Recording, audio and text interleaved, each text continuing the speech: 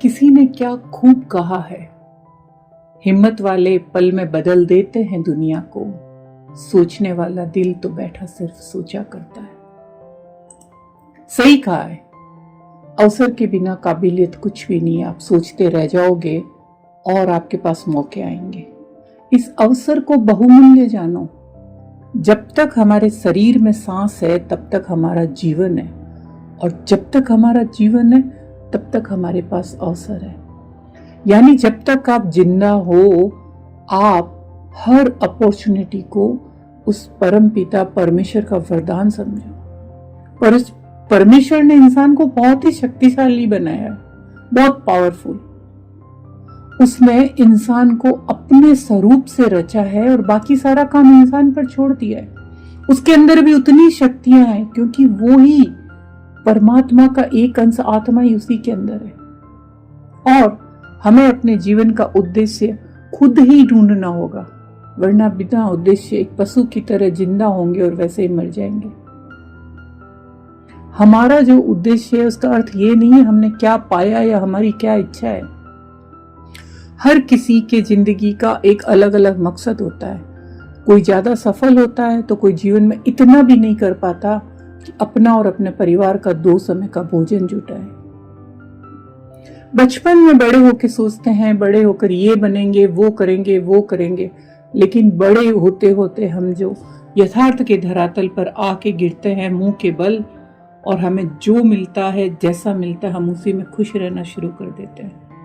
हम अपना मकसद भूल जाते हैं। हम भूल जाते हैं हमने क्या सपने, क्या ख्वाब, क्या देखे थे, और हमारी जिंदगी उसी पशु के समान हो जाती है जो सुबह निकलता है, ऐसा खाने का इंतजाम करता है, बच्चे पैदा करता है और उन्हें बड़ा करता है, और यही तरीका में जीवन व्यापन करता है। ज्यादातर लोगों का जीवन इसी पटरी पर चल रहा है। एक पशु का क्या जिंदगी होता है? उठा, खाया, पिया, सोया, बच्चे पैदा किए, उनका भरण पोषण किया और काम खत्म। जिंदगी कहां चली जा रही है किसी को कुछ नहीं पता। और जीवन के अंतिम पड़ाव पे जब ये गाड़ी थम जाती है तब इस रेलगाड़ी में सुख दुख, बीमारी, सम्मान, अपमान, आशा, निराशा, गिरना, उठना, फिर गिरना, संभल कर चलना, ये जीवन हमें दर्शाता है। फिर भी हम नहीं समझ पाते हैं और इस वक्त हम जीवन को भगवान के भरोसे छोड़ देते हैं। पर कहते हैं ना, भगवान भी उनकी मदद नहीं करता जो खुद की मदद नहीं करते। आपको कहीं एक दूसरे स्टेशन जाना है, एक पिकनिक पे जाना है, लेकिन आप कितनी तैयारी करते हो? एक लिस्ट बनाते हो, एक सामान पैक करते हो, क्या करोगे, टिकट बनवाया, किस ट्रेन में जाना है, कब टैक्सी लेनी है, लेकिन क्या आपने अपनी इस लंबी जिंदगी के बारे में कुछ प्लानिंग की है? हमें क्या करना है, 2 साल में क्या करना है, 5 साल में क्या करना है? हम सरकार पे, लोगों की योजनाओं पे बात करते हैं कि इस योजना में कोई दम नहीं है, पर खुद की जिंदगी का जिसका कंट्रोल अपने हाथ में नहीं है वो दूसरों के बारे में क्या बात करेगा? शायद इसी कारण हम कोई भी अच्छा अवसर अपने हाथ से जाने देते हैं आराम से। इसी बात पर माननीय एपीजे अब्दुल कलाम ने कहा है कि सर्वोत्तम व्यक्ति वो नहीं है जिन्होंने अवसरों का इंतजार किया, बल्कि वो है जिन्होंने अवसरों को अपनाया, जीता है और सफल बनाया है।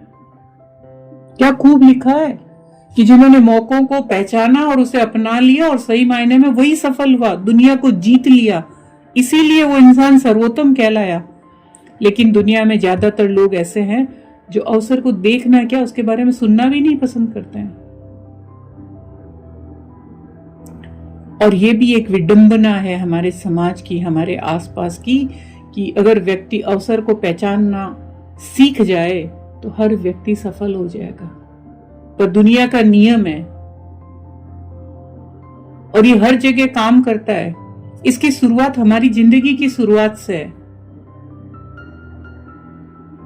चलिए बात करते हैं क्लास की। उसमें 40 से 50 के बीच बच्चे होते हैं और सारे बच्चे कक्षा में उच्च स्थान प्राप्त नहीं करते हैं। जो बच्चा सबसे ज्यादा मेहनत करता है, सबसे ज्यादा नंबर लाता है, वो क्लास में फर्स्ट आता है। उससे कम वाला सेकंड आता है, उससे कम वाला थर्ड आता है। और कुछ ऐसे भी होते हैं कि जो फेल हो जाते हैं। तो अपमान, आशा, निराशा, गिरना, उठना, ये सब जिंदगी में चलता रहता है। तो कहने का अर्थ बहुत ही स्पष्ट है कि ये जो एवरेज का नियम है ना, जिंदगी के हर फील्ड में लागू होता है।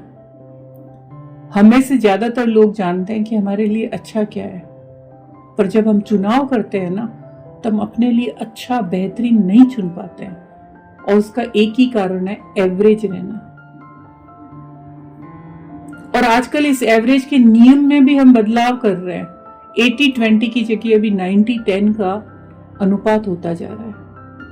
सवाल ये है कि हमें खुद को बदलने में कहाँ रखना है। हम उस 90% भीड़ का हिस्सा बनना चाहेंगे या उन 10% व्यक्तियों में? ये आप ही के ऊपर है। अब सब लोग जानते हैं कि सुबह उठकर टहलने जाएंगे, वॉक करने जाएंगे तो हेल्थ अच्छी रहेगी। अगर आप सुबह उठ के वॉक करने जाएं तो आपको हर व्यक्ति वॉकिंग करता हुआ नहीं मिलेगा, जबकि दुनिया का हर बंदा जानता है कि सुबह उठकर वॉक करने से सेहत अच्छी रहती है, ताजी सांस और ऑक्सीजन मिलती है, वजन कंट्रोल रखता है, आप हेल्दी रहते हैं। लेकिन यहाँ भी एवरेज का नियम काम करता है। और जो लोग अपनी हेल्थ से और खुद से प्रेम करते हैं, वो सुबह जरूर उठ के वॉक करने जाते हैं। आप खुद को कहाँ पाते हैं, 90% में या 10% में? आप इसका उत्तर ईमानदारी के साथ दीजिए। हो सकता है कि आपका जवाब आपकी आंखें खोल दे। और यदि आप खुद को 90% में रखते हैं तो फिर आप बहुत ज्यादा ही संघर्ष कर रहे हैं।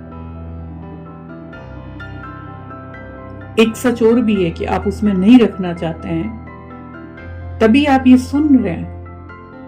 तो मेरा सिर्फ आपसे यही कहना है कि जिंदगी में आए किसी अपॉर्चुनिटी को छोड़िए नहीं। जब भी आपके जीवन में कोई अवसर आए तो समझिए आप उसके लिए ही चुना गया है। इसलिए चुनाव आपको करना है कि आप ऑडियंस की भीड़ में बैठ के तालियां बजाएं या खिलाड़ी बनकर गोल मारें। दिन बुरे हैं, अवसर को बहुमूल्य समझो। इसका सारांश यही है कि आपको आज की स्थिति में क्या क्या समाचार सुनने को मिल रहे हैं।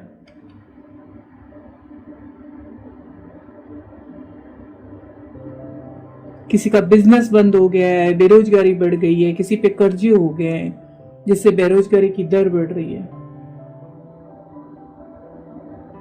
यही वजह है कि दिन बुरे हैं तो आप फिर अवसर को बहुमूल्य समझो और मौका हाथ से मत जाने दो। क्योंकि कहते हैं ना, आशावादी हर कठिनाई में अवसर देखता है, पर निराशावादी हर अवसर में कठिनाई खोजता है। और अगर आप निराशा में दुबक कर चुप जाएंगे तो आगे बढ़ने के रास्ते बंद हो जाएंगे।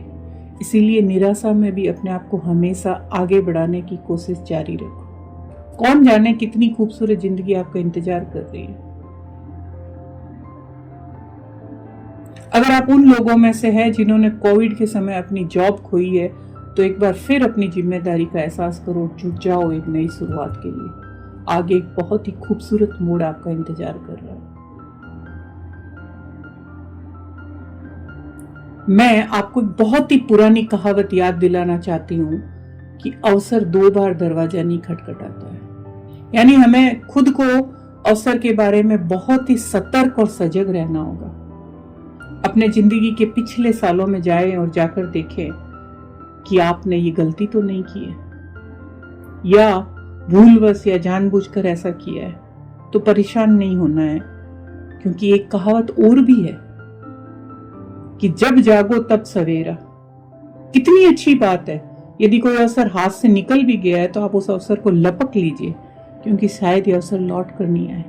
आज ही खुद से वादा करिए, जिंदगी में अगर कभी भी आपको अवसर मिले तो उसे जाने नहीं दीजिए। हो सकता है शायद वहीं से आपकी जिंदगी का यू टर्न है। आपके परिवार के लिए ऐसा अवसर हो सकता है कि सबकी जिंदगी बेहतरीन हो जाए, पर शायद ये अवसर आपकी जिंदगी की वह मंजिल हो जिसकी तलाश में आप भटक रहे हैं। और ये अवसर हो जिसकी प्रार्थना आप ईश्वर से करते आए। तो आपसे बस इतना ही कहना है कि कोई भी अवसर आए उसे जांचिए, परखिए, उसके बारे में सारी जानकारी जमा करिए और जुट जाइए उस पे काम करने के लिए। आपके पास सही चुनाव करने की आजादी है। अपने दिमाग के सारे जो बंद दरवाजे हैं खोल दीजिए, क्योंकि कहता है ना कि दिमाग अगर बंद हो तो काम नहीं करता। जैसे पैरासूट भी बंद होता है तो काम नहीं करता है। तो आप सोचो कि पैरासूट टाइम पर नहीं खुले तो एक जिंदगी बंद हो जाती है। तो अगर दिमाग भी टाइम पे नहीं काम करेगा तो जिंदगी में जो हासिल करना चाहते हो वो कभी नहीं मिलेगा। आपके पास सही चुनने की आजादी है, अपनी बुद्धि का इस्तेमाल करिए।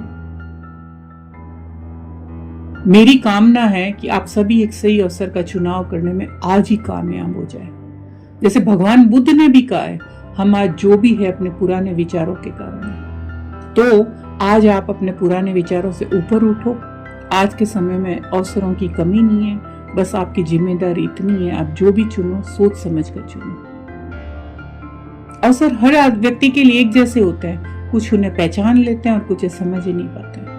तो अब भी सोचने में समय मत गवाओ, क्योंकि अंत में आपको केवल अफसोस करना पड़ेगा उन अवसरों के लिए जो आपने गवा दिए। इसीलिए सही समय है, चुनौती को स्वीकार करो, अवसर को पहचानो और सफलता की यात्रा करो। वक्त बहुत कम है, यदि हमें कुछ करना है तो अभी से शुरुआत कर देनी चाहिए। तो आज के इस वीडियो का सारांश यही है कि अपने अवसर को जाने नहीं दो। आपके जीवन में कोई भी अवसर आए तो उसे बहुमूल्य समझकर उसको अपनाओ, उसकी पूरी जानकारी। अगर आपको लगे ये अवसर है जिसकी आपको तलाश है तो फिर उसमें जुट जाओ, बस शुरू करो।